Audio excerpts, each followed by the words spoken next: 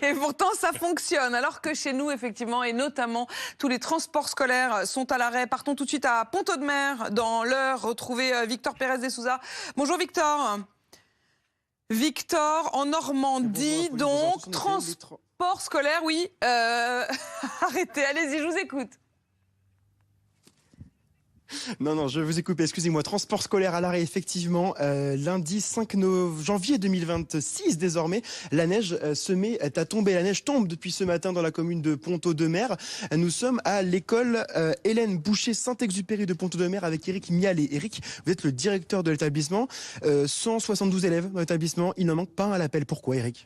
En fait, il en manque très peu, il en manque 3.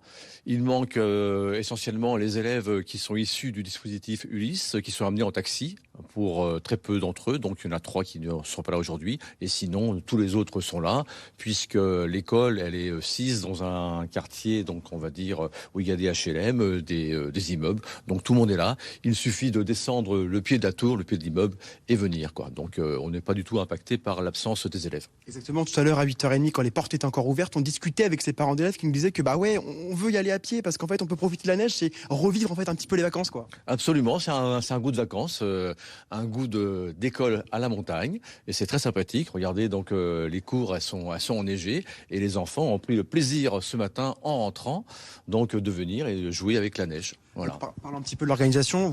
Les transports en commun donc ne desservent pas les collèges, les écoles, les lycées. Cette école-là n'est pas tributaire, sujet justement à cette paralysie du transport en commun. Non, absolument pas. On sont surtout impactés donc les lycées et les collèges donc de la ville de Pont-Audemer.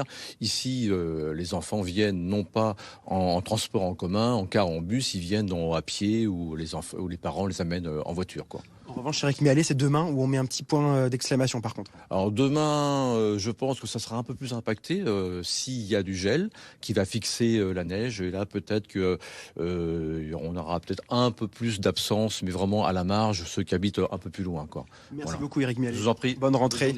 Voilà, la neige continue de tomber. Elle continuera de tomber tout au long de la matinée. Le trafic donc des transports en commun reste paralysé pour la journée dans le département et dans la région. Si Victor, et on imagine les batailles de boules de neige à la récréation, parce qu'effectivement la neige derrière vous pour cette cour de récré, elle est assez inouïe. Kevin Fleury est avec nous, journaliste.